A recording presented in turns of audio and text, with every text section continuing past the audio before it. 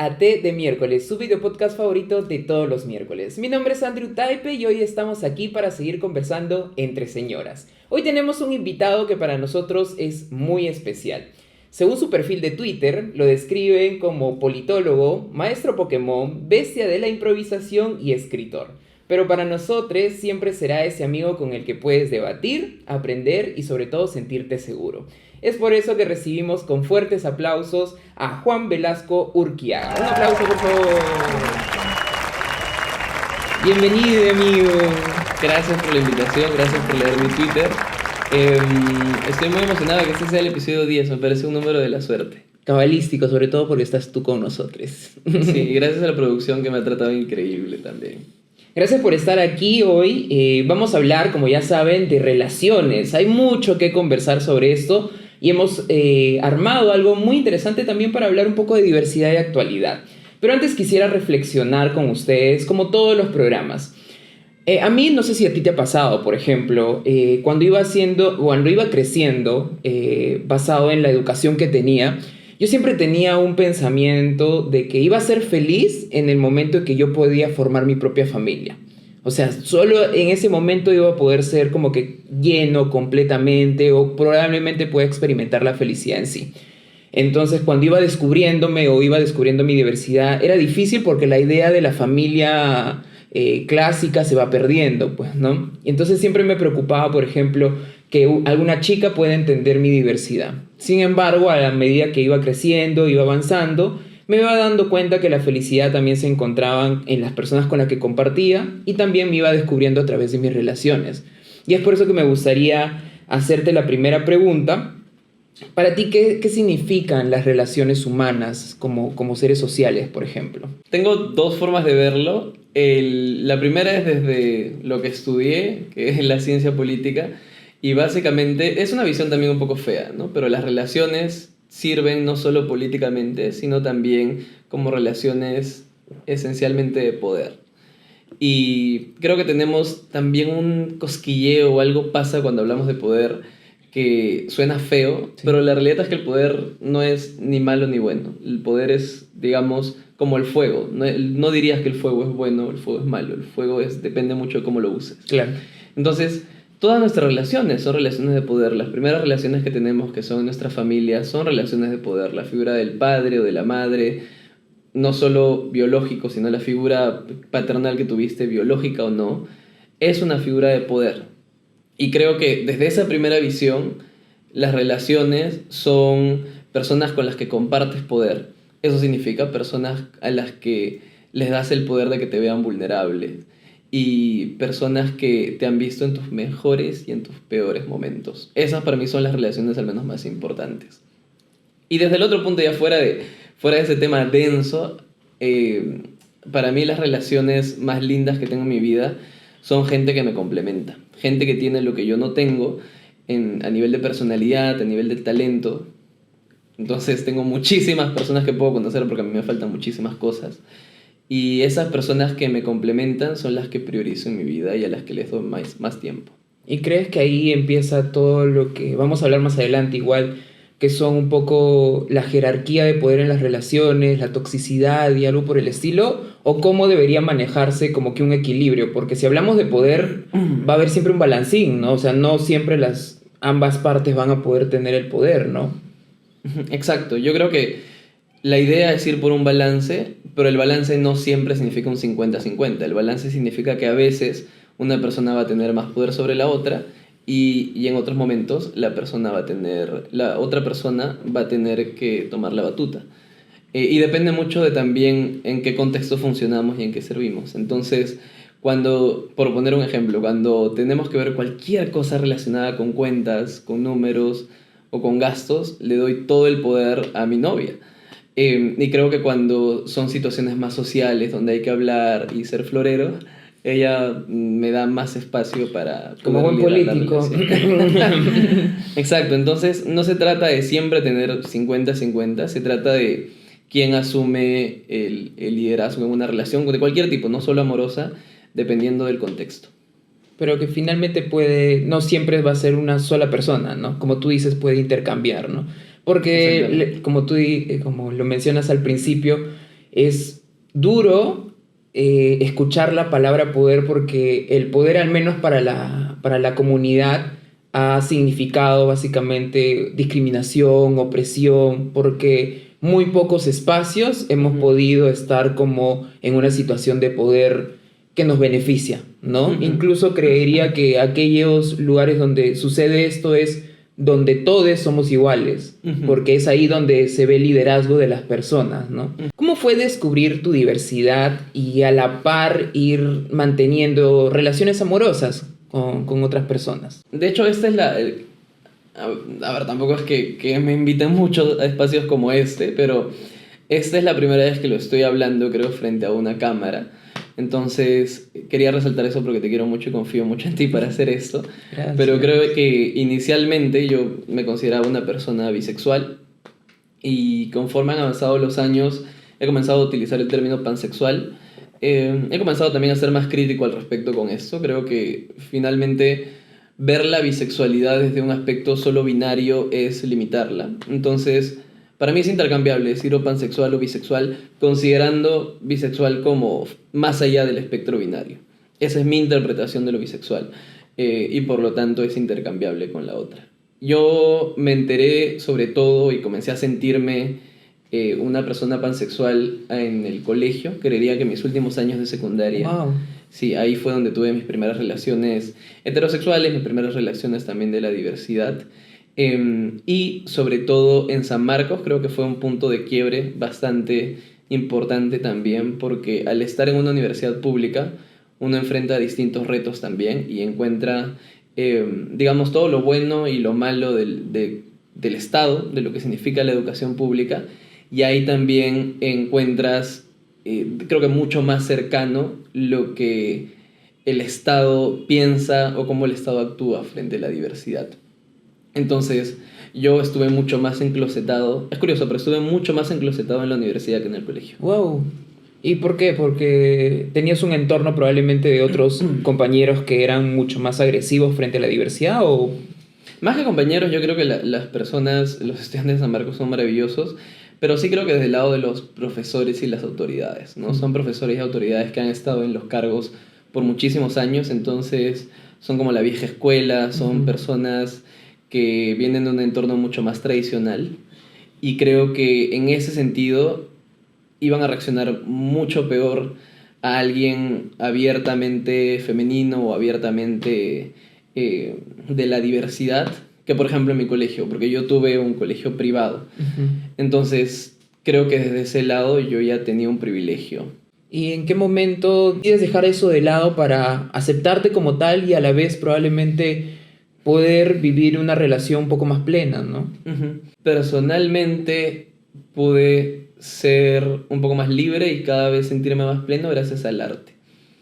Ese ha sido como mi caballo de Troya, mi pequeño as bajo la manga en todos mis aspectos de mi vida. Entonces, en secundaria yo hacía teatro musical, hacía teatro durante todos mis últimos años del colegio, y ahí permitía maquillarme y ponerme mallas y bailar y cantar, y me encantaba. En la universidad yo me colaba en las clases de letras. Yo pasaba más tiempo en la facultad de letras que en mi propia facultad. Entonces, el estar ahí, el leer, el participar de conversaciones con amigos, también me permitía ser un poco más libre. Y bueno, ya ahora en mi vida más profesional hago teatro y hago improvisación, y desde ese lado también puedo ser cada vez más auténtico. El arte finalmente nos hace vivir nuestras formas más puras y auténticas. Y que poco a poco ya ha empezado a que la gente lo cuestione, pues, ¿no? La otra vez conversábamos, por ejemplo, y reflexionábamos que hoy en el colegio probablemente las personas que son diversas y que se identifican como personas diversas ya pueden vivir su diversidad con mucha más libertad, ¿no? Y es por eso que también vamos a conversar de un tema muy importante, sobre todo porque te tenemos a ti como especialista, queremos hablar de esto. ¡Wow! ¿Qué está pasando con el matrimonio igualitario o la unión civil, por ejemplo? Que son dos aspectos distintos, ¿no? Que son dos proyectos o dos iniciativas que podrían parecer similares, pero tienen diferencias en cada uno, ¿no?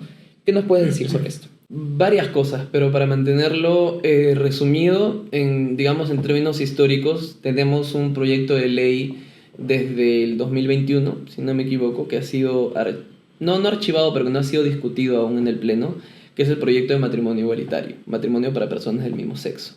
Este fue un proyecto de ley propuesto por Susel Paredes, la congresista Susel Paredes, y que hasta ahora no se debate en el Pleno, obviamente porque no es una prioridad para nuestros actuales gobernantes, lastimosamente.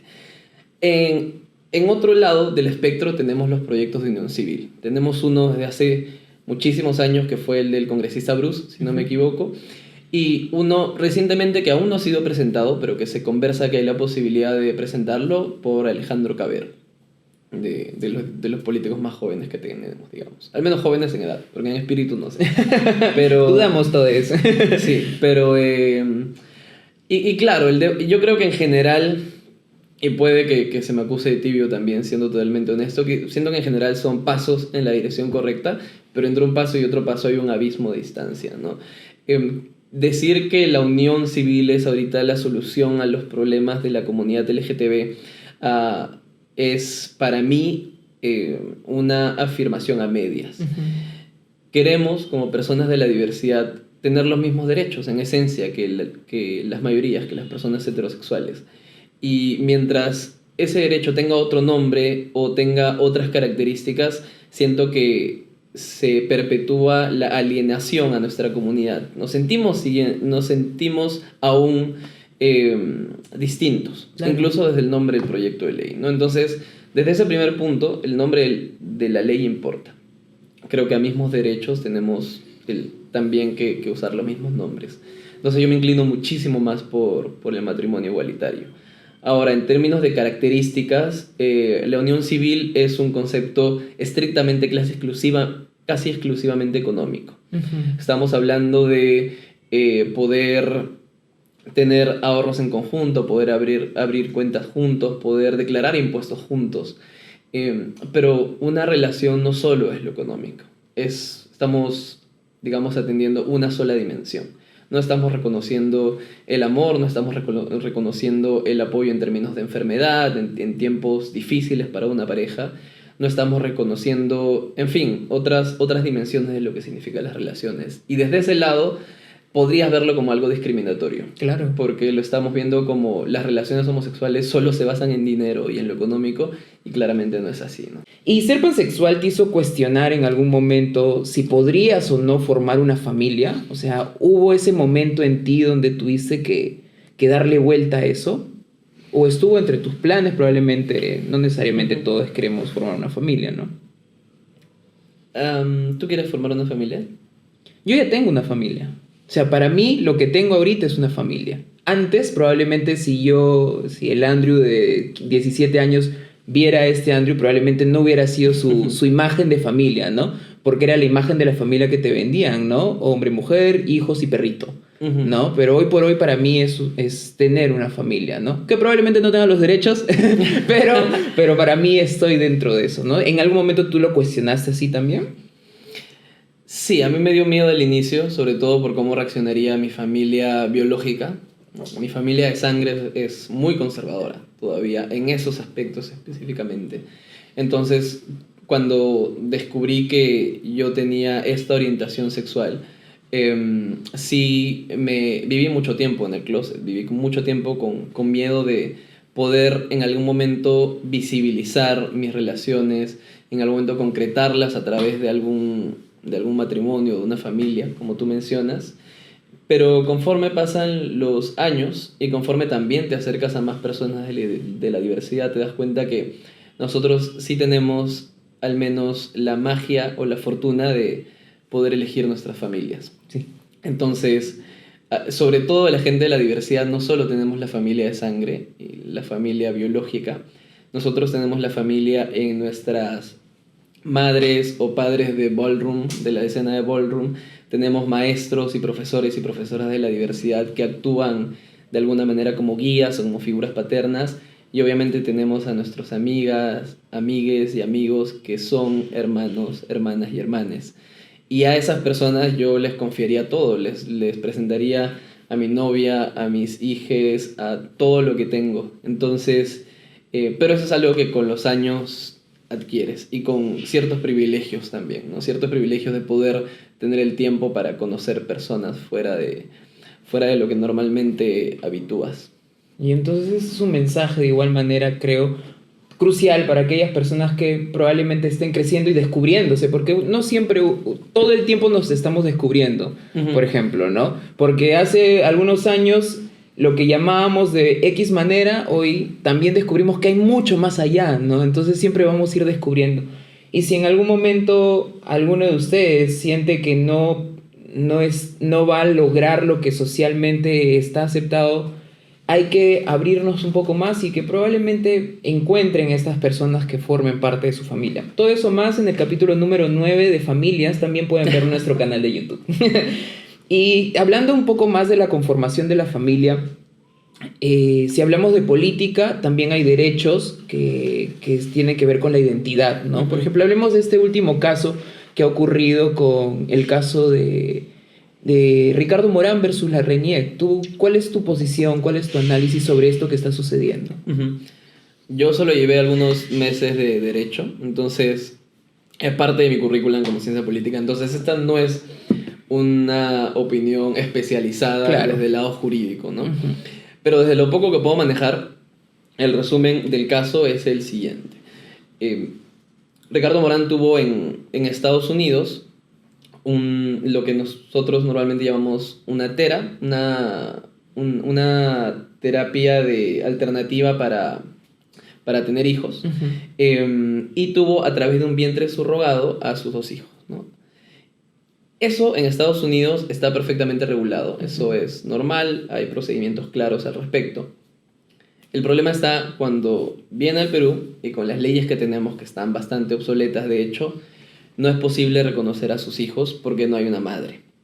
Actualmente, en el Estado peruano, en las leyes peruanas, es posible inscribir a alguien como peruano solo si tiene, según dice la ley, la madre gestante y la madre biológica son la misma persona. Es decir, tiene que haber una madre. Sí puedes inscribir hijos sin padre. Sin padre, que probablemente es bastante común porque los hombres son irresponsables y porque el padre ausente ha sido una figura típica de hace mucho tiempo, pero actualmente no puedes inscribirlo si no hay una madre por medio. Entonces esa es una ley claramente obsoleta, antigua, que no se condice con los nuevos tratamientos y las nuevas alternativas que hay para las personas de la diversidad.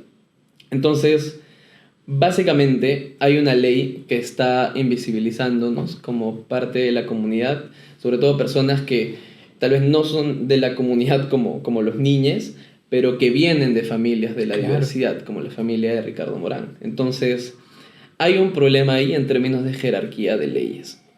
Una ley no puede contradecir lo que dice la Constitución. Y lo que dice la Constitución es que cualquier hijo o hija de padre peruano puede asumir la nacionalidad peruana. Y además, la Constitución aparte asegura el derecho a la identidad de todos los niños y niñas.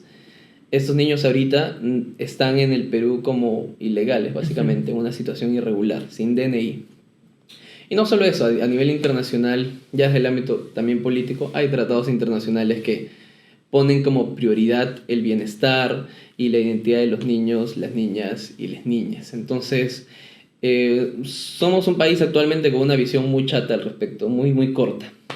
Y las leyes no están ahorita en la misma par como está avanzando la vida y como está avanzando la diversidad también. Donde vemos ni siquiera una preocupación por verlo, ¿no? O sea, sí, puede que no, los representantes políticos que tenemos en este momento no hayan sido aquellos que hayan influido en esta ley, pero es una realidad y probablemente este es un caso porque es mediático, ¿no? Puede que vengan muchos más o puede que puedan puedan existir otros casos que ni siquiera los conocemos, ¿no? Entonces es necesario que también nuestros representantes puedan tener nuestra agenda como parte de sus acciones, ¿no? Porque es algo tan básico como la relación que hay padre-hijo, ¿no? O sea, no es justo para una persona que está formando su familia que en un país pueda, o las leyes del Perú hagan que estén como ilegales finalmente, ¿no? Es algo Sí. tan duro que están pasando, que probablemente no sé si se den cuenta por la edad que tienen, pero que todo el entorno lo sabe, lo conoce.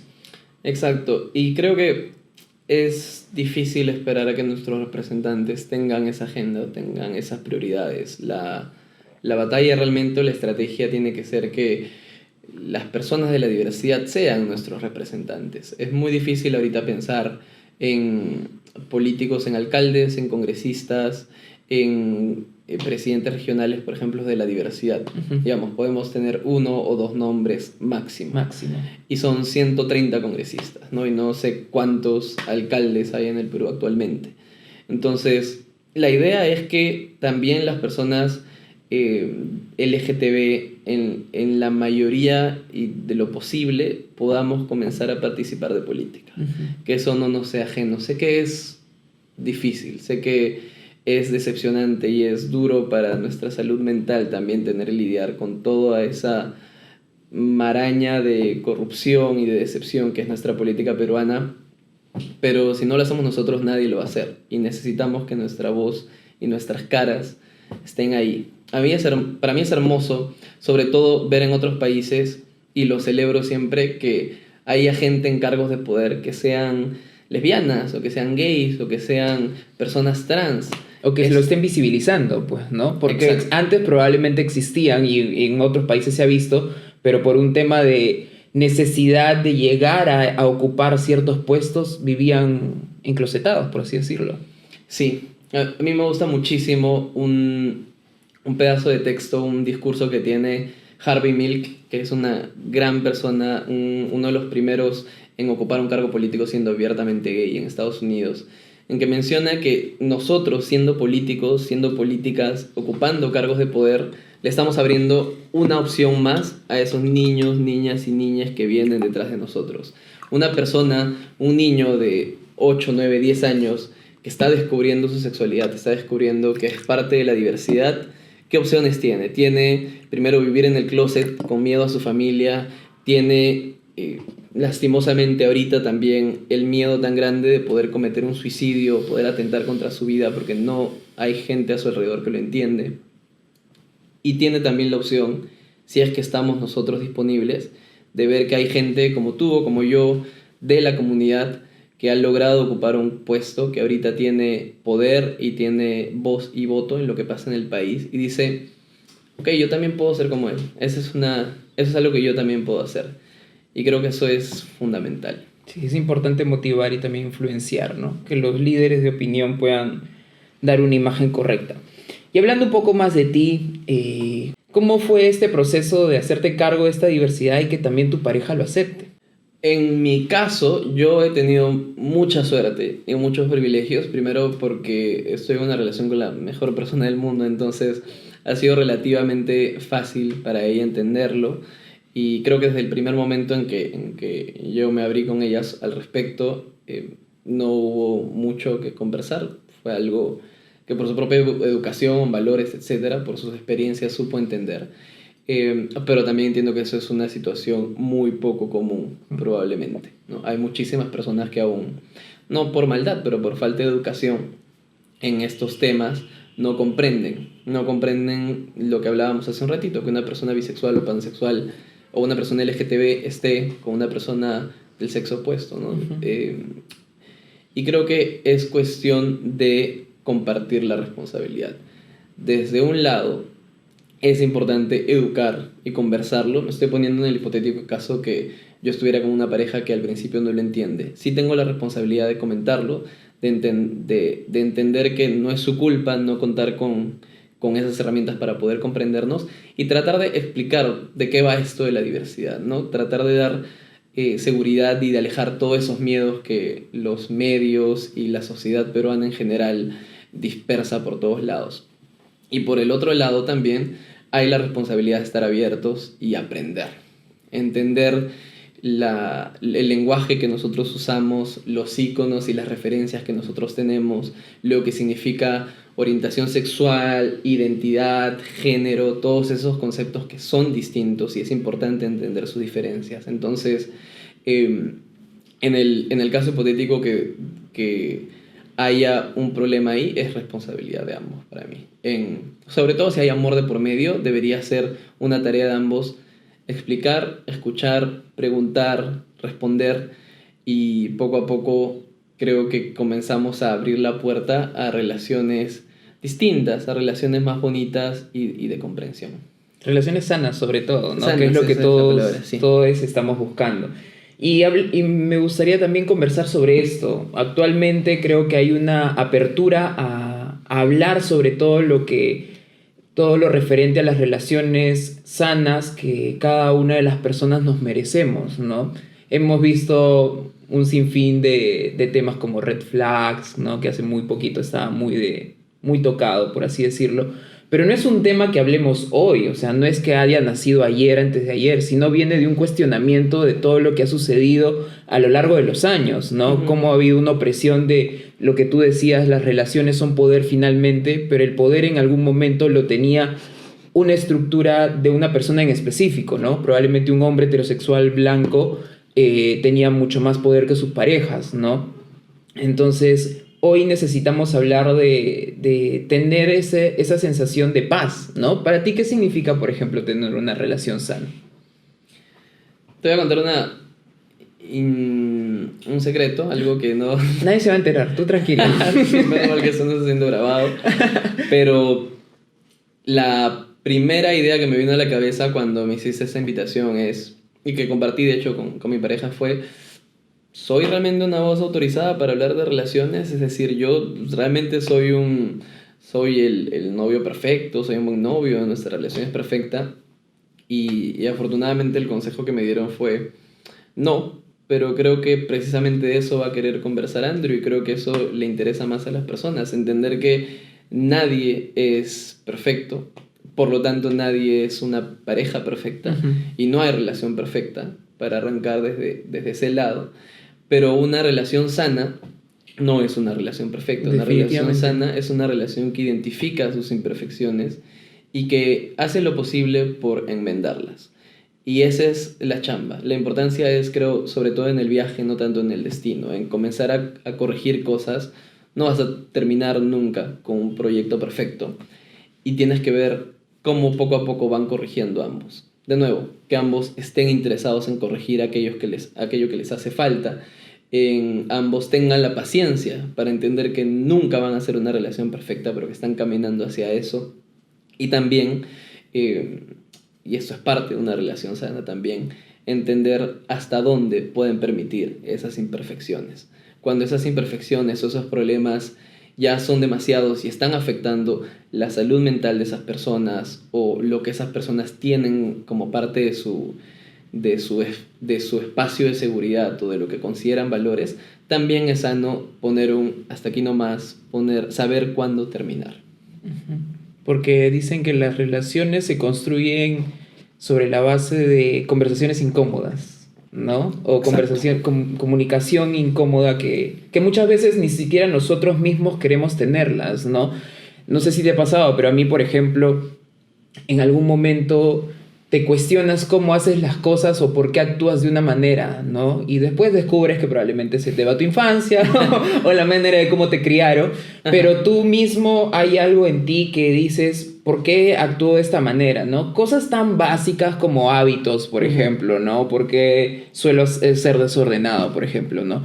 Pero creo que lo importante, y es como tú lo dices, a mí me pasó, y es un caso muy personal, que en algún momento, con la finalidad de solucionar, porque quieres solucionar las cosas, quieres que esto funcione, empiezas a cuestionar estos problemas que pueden surgir, ¿no? Y tú mismo ya te abres, ¿no? A mí me pasó, por ejemplo, que en un momento yo estaba diciendo, es que yo soy así porque de niño pasaba esto y cuando pero yo estoy trabajando en esto. En ese momento yo dije, oye, nunca en mi vida lo he dicho así, nunca lo he soltado, nunca lo he mencionado porque me daba miedo asumirlo, pero por el simple hecho de que quiero que funcione, te lo comparto y probablemente me estoy abriendo hacia ti de toda la porquería que llevo dentro y los errores que tengo conmigo para ver cómo lo podemos manejar, o probablemente ahora que ya lo he dicho, ya sé cómo manejarlo, ¿no? ¿Te ha pasado en algún momento? Sí, definitivamente. Me ha pasado identificando patrones que he repetido de las relaciones, exclusivamente hablando de relaciones amorosas. Me he encontrado repitiendo patrones de relaciones amorosas no precisamente sanas de mi alrededor. He repetido acciones que mis papás en algún momento tuvieron y que yo observé de tíos, de familia, de otros amigos también que no estaban en las mejores relaciones posibles. Y finalmente uno aprende lo bueno y lo malo. Uno aprende por repetición y por observar otras cosas, ¿no? Entonces, la idea es ir identificando esas referencias. Y finalmente, como yo lo veo, es una gran maratón. Es una maratón muy bonita, muy hermosa, que estás corriendo con alguien más, con todos los beneficios que implica correr y saber que es algo que te hace muy bien, pero que también hay que entender que hay momentos en el que uno necesita descansar, hay momentos en que ya no quieres correr más por distintos motivos y hay que saber ponerle una buena pausa o un buen stop en Un el, punto en el final. momento indicado. Sí. Es importante también que descubramos con qué podemos lidiar y con qué no, ¿no? He escuchado mucho también. Todo eso que no te deja dormir o probablemente donde ya no sientas que eres feliz, también es bueno que lo cuestiones y que probablemente le pongas pausa o des un paso al costado, ¿no? Ujú. A mí por mucho tiempo me pasó, por ejemplo, que no salía de relaciones un poco densas o que me podrían haber hecho daño porque sentía que podría estar solo, por ejemplo, ¿no? Que también pasa y esto es un red flag, ¿no? Nadie te va a querer como yo te quiero. Ujú. Eso creo que es un golpe que si estás en un momento de tu vida donde te estás como descubriendo, es un golpe muy bajo como para decir, entonces necesito estar aquí. Entonces, el Sí. mensaje es básicamente soltar eso que no nos hace bien, ¿no? ¿Tú qué Y opinas? el tiempo definitivamente juega un papel muy importante en las relaciones. Hay momentos también para ciertas relaciones.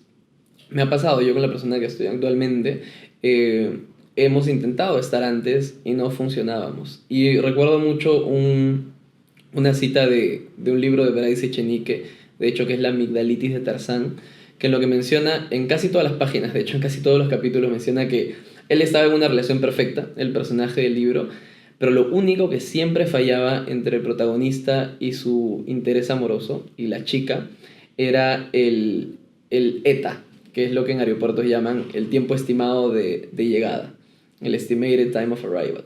Entonces, a veces solo algo que no funciona en un momento, unos años después puede funcionar, porque en esos años, como tú decías, llevaste terapia, trabajaste en ti y eres una mejor versión de ti mismo. Con lo cursi que pueda sonar eso, pero sí somos mejores, si queremos podemos ser mejores versiones de nosotros mismos y las relaciones pueden funcionar mejor si le damos un tiempo para trabajar en nosotros primero. Muy bien, van a ver la cara de Juan ahora como portada de autoayuda. Muchas gracias, Juan, por compartir todo esto con nosotros. Creo que hemos aprendido mucho y también hemos dejado mucho a la reflexión. Y con eso vamos a ir un poquito a las reflexiones finales también de lo que vamos a conversar, de lo que hemos conversado sobre relaciones. Para mí, las relaciones son estas conexiones que tenemos con las personas, que pueden ser amorosas, sociales, amicales, incluso familiares, pero que se basa siempre en ser uno mismo, ¿no? Y también de lo que es sano para cada uno de nosotros, ¿no? ¿Qué otras reflexiones podrías darle a nuestro público? Las relaciones son vínculos esencialmente de poder y las mejores relaciones y las más sanas son cuando ambas personas detentan, tienen el poder y lo usan de una manera responsable y en las situaciones en las que lo necesitan. Son complementos. Las relaciones más lindas son con personas, amigues, familia y que en esos momentos en que los necesitas ellos se ponen la camiseta.